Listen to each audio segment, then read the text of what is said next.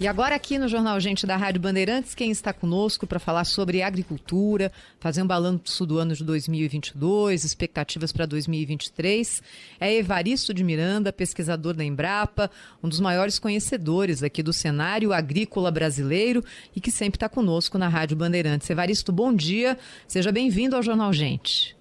Bom dia, eu que agradeço essa oportunidade, é um prazer. Prazer sempre nosso. Evaristo, qual é o quadro que você pode traçar aqui para o ouvinte da Rádio Bandeirantes sobre o cenário agrícola no Brasil no fechamento de 2022 e nesses primeiros dias agora de 2023? Olha, nós estamos chegando, a agropecuária brasileira chega muito arrumadinha, vamos dizer assim, em 2023. Ela não parou de crescer, não parou de produzir alimentos, de produzir fibras, né, como algodão, celulose, e de produzir também energia, etanol, biodiesel. Então nós temos uma agricultura cada vez mais eficiente. Em matéria de exportação, em 2022, o agronegócio exportou mais de 150 bilhões de dólares, né? 25% praticamente a mais que em 2021. Então cresceu muito a exportação, e é gozado que como caiu exportação, houve déficit em outros setores da economia, todo esse déficit foi neutralizado pelas exportações, pelo superávit, né, do agronegócio, que sobrou dólar aqui, graças ao agronegócio, por isso não está desequilibrada a nossa balança. Mas a gente avançou muito na exportação de frango, né, um novo recorde. O Brasil é o país que mais exporta frango no mundo, 40% agora do mercado de frango no mundo vem do Brasil. Quer dizer, de cada 10 frangos, vamos dizer, desse comércio que compra no exterior, que o japonês come, que o europeu come, que o árabe come, de cada 10 frangos, 4 vem do Brasil, né? Então nós tivemos muitos avanços. 150 países compraram carne suína, frango, aves e ovos. E muito produzido por pequeno agricultor no Brasil, né, através das cooperativas, né? Então, assim, nós tivemos um ano de crescimento das exportações, né? Fomos bem no algodão, fomos bem no etanol, na produção de soja e de milho. E para esse ano, nós estamos no meio vamos dizer, da produção de verão, né? Já começa a se colher no Mato Grosso, já estão colhendo soja, mas a gente tem a perspectiva de ter de novo a maior safra de grãos da história. Segundo a Conab, vamos chegar a 310 milhões de toneladas de grão. Ou seja, não vai faltar comida para nós, nem para alimentar todos esses suínos, todas essas aves, produzir todos esses ovos. Quer dizer, nós estamos bem arrumadinhos, estamos chegando com muita produção, produtividade, animados até para esse ano. O consumidor pode ter certeza que não vai faltar ingredientes, não vai faltar alimento, nem aqui, nem para esses quase 200 países que o Brasil alimenta. Hoje o Brasil alimenta mais de 1 bilhão de pessoas no mundo, né? Quase 1,5 bilhão de pessoas, a gente contribui na alimentação deles. Evaristo, a gente está começando agora um novo governo no Brasil, que tomou posse no dia 1º. O governo Lula, é claro, tem uma visão muito diferente da visão do governo Jair Bolsonaro em quase tudo, e também na agricultura. O que eu queria te perguntar é, hoje, o setor agrícola do Brasil tem que tipo de dependência, que tipo de interferência dos governos, independente de ser o governo A, governo B, governo C, o quanto ele se vira sozinho, para a gente ter uma ideia de qual é a possibilidade do governo que começa agora ter também efeitos positivos ou negativos sobre o setor. O setor hoje se vira sozinho, Evaristo? Mais ou menos, né? Todo mundo depende muito do governo. Por exemplo, as exportações, nós ampliamos muito nesses anos nossas exportações na Ásia, porque o Ministério das Relações Exteriores criou, vamos dizer assim, um departamento de agronegócio. Então, o Ministério de Relações Exteriores trabalhou junto com a Apex, com o pessoal de exportação do Brasil, com o Ministério da Agricultura, e fizeram um trabalho extraordinário, né, de divulgação e abriram mercados, né? Hoje, o Vietnã é um grande comprador de algodão do Brasil, enfim, de maquinária para o café. A gente exporta muito na Ásia, né? A Tailândia é um parceiro comercial mais importante que a França hoje para nós.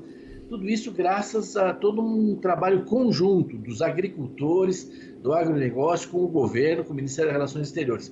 E agora, no primeiro decreto já do ano, eles cancelaram, eliminaram do Itamaraty esse departamento de agricultura. Não vai ter mais isso no Itamaraty.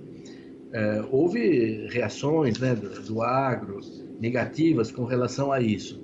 A divisão também do Ministério em três, dividiu o Ministério da Agricultura em 3 ministérios, né?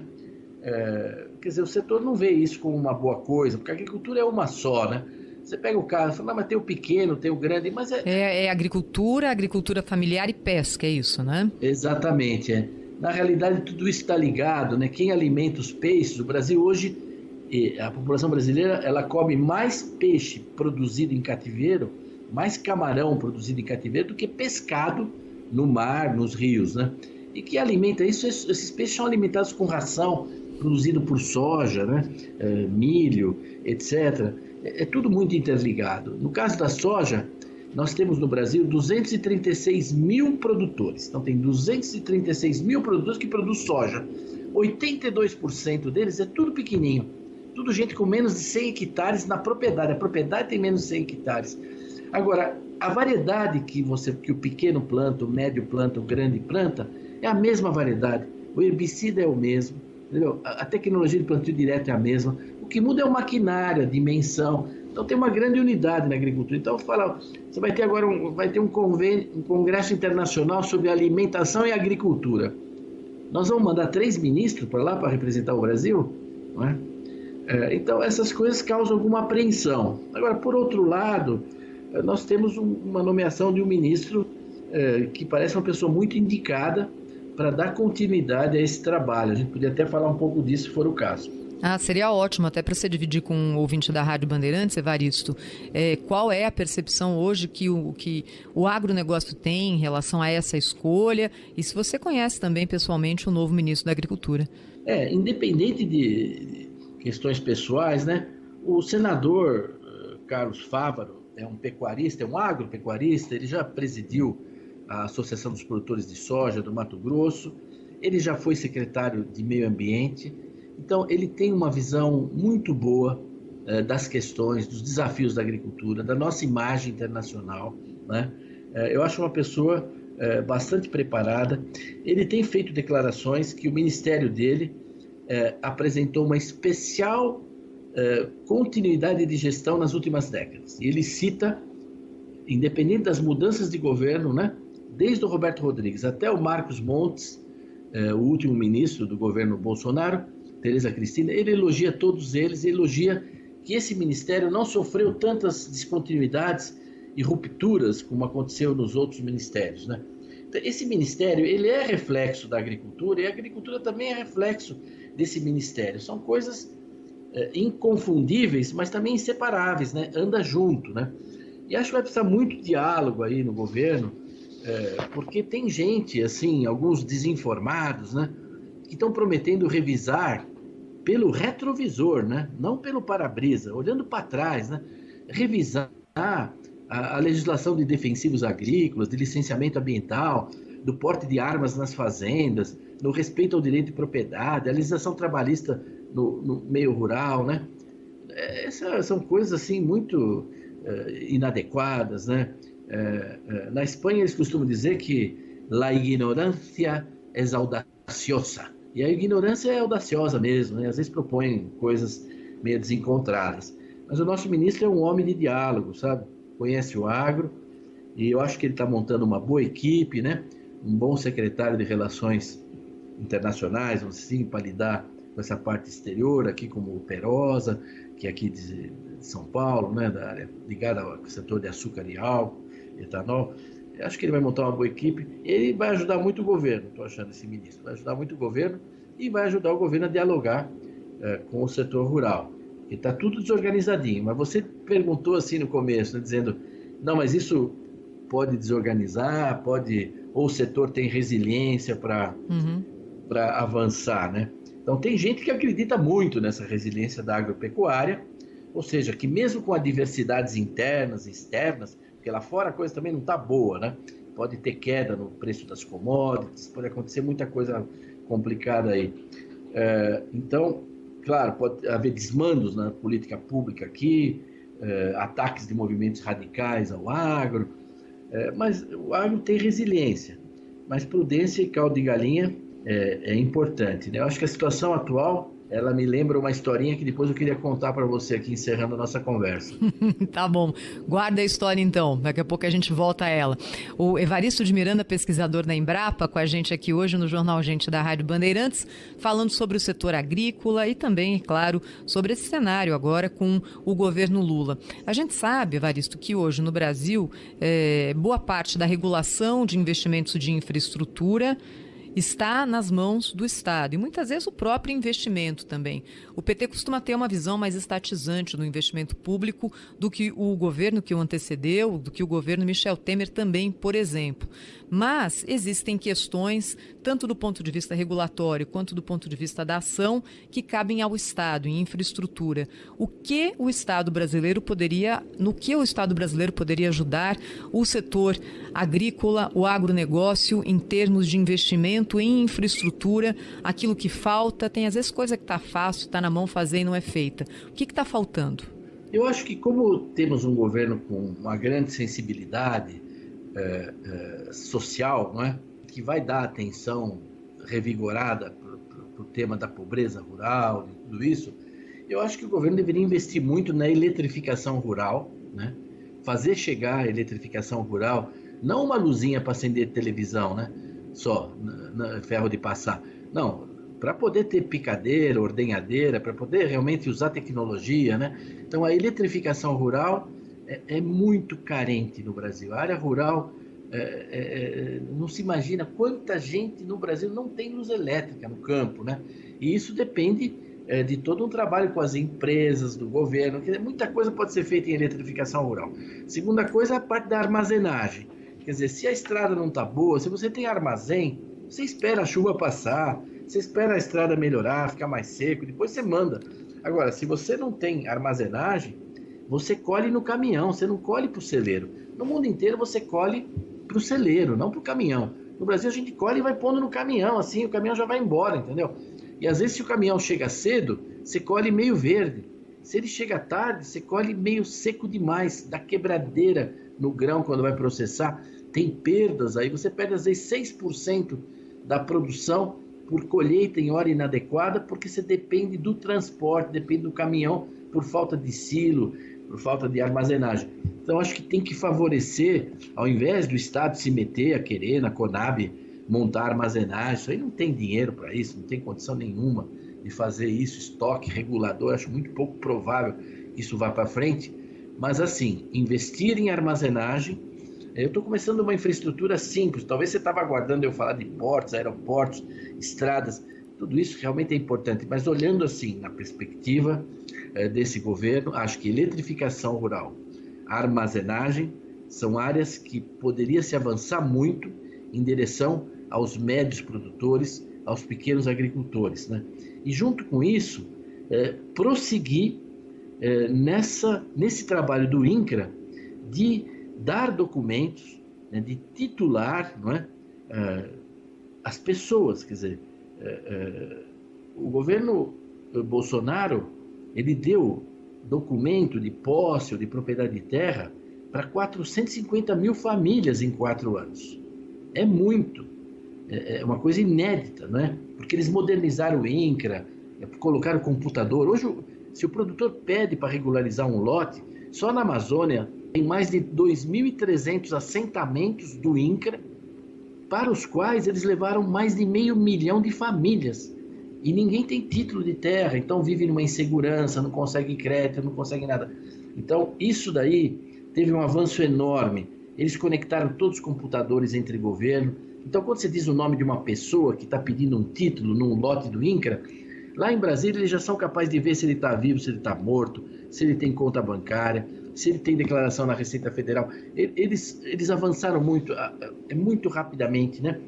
E dá medo de ver que nessa lei orçamentária, com essa PEC, com um monte de coisa, o famoso aí orçamento secreto, né? Sabe quanto está previsto no orçamento secreto de regularizar agora? Por ano que vem? 15 mil famílias na Piloa 23. É uma coisa ridícula, entendeu? É ridículo. Nós estamos saindo de 450 mil. Então, assim, aí varia um esforço, porque isso são pessoas pobres, que há décadas aguarda o título para poder melhorar, investir, né, ter acesso ao crédito, sair da ilegalidade, né? O governo levou elas para lá, e muitos também estão em terras públicas, porque foram projetos de colonização, foram incentivados para ir para esses lugares. Mas mesmo assim, você olha, só no Pará, eles deram quase 100 mil títulos de posse e propriedade, só no Pará. Mas mesmo em São Paulo, no estado de São Paulo, o governo anterior entregou 5 mil títulos de terra para gente que não tinha em São Paulo, regularizaram, né? Então, assim, eu acho que pensando em infraestrutura, em desenvolvimento rural e sustentabilidade, são temas essenciais. Continuar o trabalho de entregar documento de titulação de terra, a estrutura está modernizada, está funcionando, está operando, não é? Mas, como se costuma dizer entre os produtores, os primeiros 365 dias do ano são sempre os mais difíceis, né? E a pergunta de infraestrutura também, Evaristo, porque eu achei que você fosse se referir também a Ferrogrão, não é? Aquela possibilidade de ligação entre o Mato Grosso e um porto no Pará, que é um projeto suspenso pelo Supremo Tribunal Federal, né? É verdade. Ele está suspenso por uma decisão monocrática, né? Ele ia para plenário em junho do ano passado, e no último instante o ministro Toffoli retirou, né? Ele estava suspenso por uma decisão do Alexandre de Moraes. Uhum. Eu acho que esse tema vai voltar. Essa ferrovia, ela é boa para o meio ambiente, é um investimento privado, é um exemplo, né? Ela vai ajudar muito, em muitos sentidos, né? Esse é o tipo de investimento de longo prazo, né? A gente sabe o quanto ele é benéfico, né? E eu acho que, assim, se existe um problema ali com relação a uma reserva ou a um benefício para os índios, você tem que resolver esses problemas e atender essas demandas, mas não pode parar a ferrovia, né? Acho que a pessoa vai tocando o projeto porque tem o comprometimento de resolver e de atender essas demandas. E mais ainda, se não atender, a justiça vai determinar que atendam, né? E o investidor vai atender, né? Mas você parar tudo porque alguém tem uma queixa ali, não, a coisa continua, mas vamos ver essa queixa e resolver, né, esse problema e atender a demanda. Não sei se está claro isso, né? É grave no Brasil você parar uma coisa que foi preparada durante quase 10 anos, né, com investidores estrangeiros, tecnologia muito avançada, tudo por uma questão, eu diria assim, secundária, né? Não é segunda, mas é uma questão secundária que poderia ser sendo tratada em paralelo na justiça, né? Por causa disso vai parar uma obra inteira, né? Por uma questão. Vamos ver, eu acho que isso vai se resolver, essas coisas vão se equacionar e é preciso muito boa vontade, né? É um dos lemas do Natal, né? Que os anjos falam para os pecuaristas, os pastores da época de Jesus, né? A gente poderia repetir aqui, né? A gente precisa de paz na terra pelos homens de boa vontade, pelos homens de boa vontade. Mas se a gente conseguir continuar exacerbando extremos, vai ficar difícil para todo mundo, inclusive para o governo. Eu estou otimista que essas coisas vão avançar. Talvez o governador de São Paulo será um exemplo de como é possível continuar avançando nessa área, né? Então tem tudo que os estados também vão poder fazer, né? Os estados também podem fazer muito em infraestrutura, em privatizações, etc., né? Mas você tem razão, tem áreas que dependem mesmo de instâncias federais. Vamos ver. Evaristo, você sempre conta para o ouvinte da Rádio Bandeirantes que a agricultura brasileira é um sucesso porque os produtores têm conseguido aumentar a produtividade, mantendo basicamente a mesma área plantada ao longo dos últimos anos. Essa situação, em algum momento encontra um limite? A gente já está perto do limite, não? Não, nós não estamos perto do limite, não. Nós podemos avançar muito ainda em produtividade. Esse é o papel da Embrapa, né? O papel da inovação, levar tecnologia para os agricultores, né? Hoje o país avança muito nisso, os ganhos de produtividade em soja, né, em milho, na produção de frango. Nós somos imbatíveis, assim, ninguém consegue competir com a gente em frango, né? Porque a competitividade na produção de milho, de tudo, né, ajuda. Tem muito. A área plantada tem aumentado, mas em cima de pastagem, né? Então a área ocupada da agricultura ela fica praticamente a mesma, né? A gente cultiva cerca de 8% só do Brasil. Vamos dizer assim, passa o arado em 8% do Brasil. É pouco, né? Se você comparar na Europa, eles cultivam, em média, 50%, 60% do país, né? A Dinamarca cultiva, passa o arado em 75% do país, né? Então, assim, é a mesma coisa a Ucrânia, etc. Eles cultivam áreas intensamente, os seus países são cultivados. O Brasil é um dos países que menos cultiva o seu território, preserva, mantém a vegetação nativa em 66,3% do Brasil. Isso é atestado pelos estudos, pesquisas da Embrapa, mas também por outros órgãos e até por ONGs. O trabalho de ONGs, todos chegam nesse número. 66,3% do território nacional, quer dizer, 2/3 ocupados pela vegetação nativa. Sendo que 33,2%, quer dizer, 1/3 do Brasil, quem preserva são os produtores nos seus imóveis rurais, na sua terra privada. Ele dedica a terra privada a preservar o meio ambiente. Então é uma agricultura que caminha com duas pernas. Ela é uma potência ambiental, porque ninguém no mundo preserva tanto a vegetação, a biodiversidade, quanto o agricultor brasileiro. E, por outro lado, ela é uma potência em produtividade, usando tecnologia, mas dá para avançar muito, dá para avançar sempre, não é? A pesquisa, a inovação não param, ela precisa chegar a esses benefícios da pesquisa mais para os pequenos agricultores. Acho que o governo poderia retomar com muita força investimentos em extensão rural, né? Para os pequenos agricultores terem mais acesso à tecnologia. Muitos têm tido, muitos têm avançado, se profissionalizaram muito. Mas, enfim, tem muito ainda a ser feito, porque está comprovado, 60% a 65% da renda do produtor é o uso de tecnologia. Não é o tamanho da terra, nem é a mão de obra. Tanto estudos do censo de 2006 como o censo de 2017 mostram que a rentabilidade, ele não é rentável, ele não está ganhando dinheiro porque ele tem uma enorme propriedade. Não, ele está ganhando dinheiro porque ele usa tecnologia. 65%, 70% do ganho do produtor se explica pelo uso de tecnologia. Então, essa é a chave para combater a pobreza rural. Esse é o caminho que o governo tem que engajar, não é? Para combater a pobreza rural. É levar tecnologia, organização para os produtores. E as coisas estão bem preparadas para isso, Evaristo, voltando a olhar um pouco para fora, existe aquele eterno assunto do acordo Mercosul-União Europeia. Você vê chances maiores de que ele avance agora sob a diplomacia do governo Lula? É difícil falar sobre isso, viu? Sinceramente, assim, eu não consigo avaliar, porque ainda não... As cartas não estão sendo jogadas, né? Ainda não está... Vamos ver, né? Eu acho que seria bom se a gente conseguisse avançar, seria bom para a Europa e bom para nós, é bom para todos isso daí, né? É bom para o Mercosul também, né? Já que se fala muito de colaborar com esses países vizinhos, isso está na pauta, acho que deveria vir alguma coisa também revigorante nesse sentido. Deveria, né? A priori não é para ir contra isso, porque o governo está falando em reforçar o Mercosul, não está falando? Então, esse acordo para o Mercosul é muito relevante. Evaristo, 5G já teve algum tipo de reflexo no campo? Nesse momento aqui a tecnologia é oferecida em algumas capitais, não é? Mas de qualquer forma a licitação aconteceu e há o planejamento de entrega também da tecnologia no campo com datas que são colocadas de acordo com a região. Hoje já tem algum efeito prático?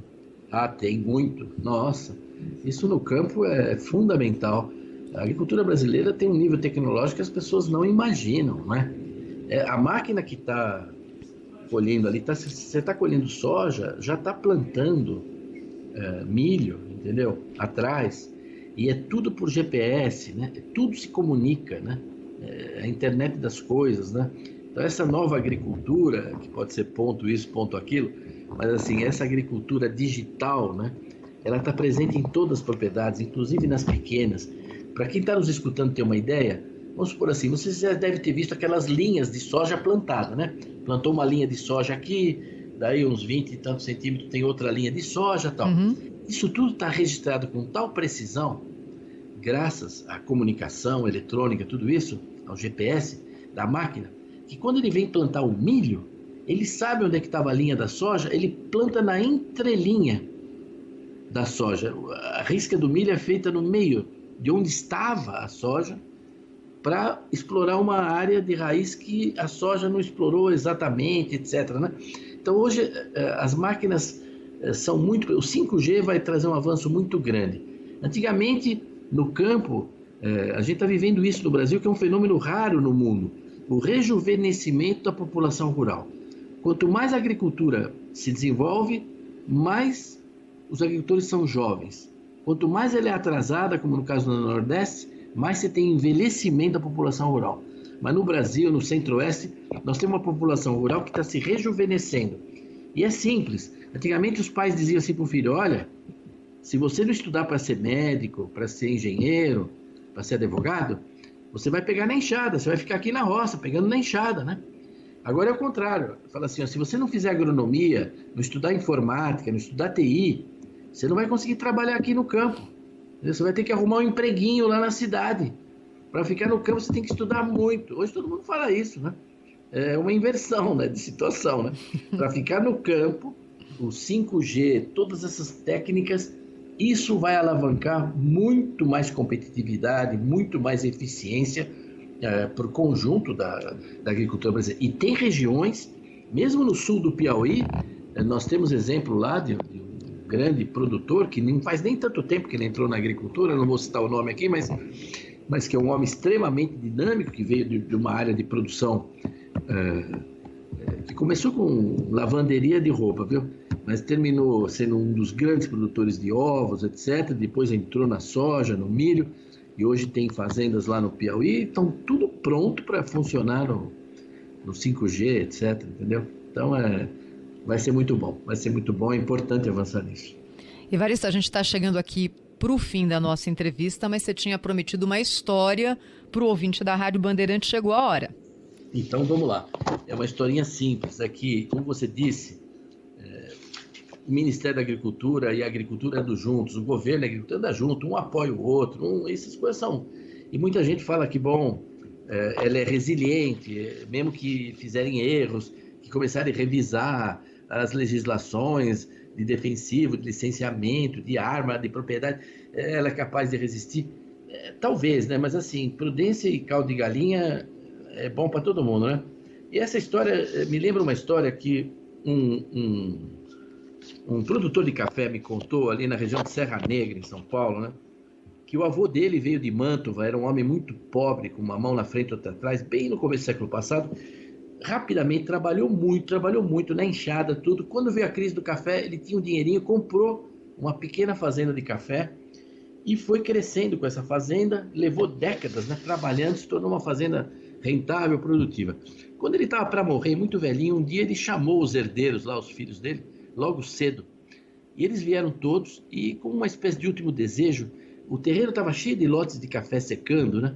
Ele abraçou os filhos e sussurrou até um desejo para eles. Ele falou: eu gostaria que vocês reunissem todo esse café aí numa montanha, num morro só assim, no meio do terreiro, junta todo o café. Fala, mas pai, vai misturar o café, vai dar... Aí, dada a circunstância, eles acharam que era melhor atender esse desejo do pai, né?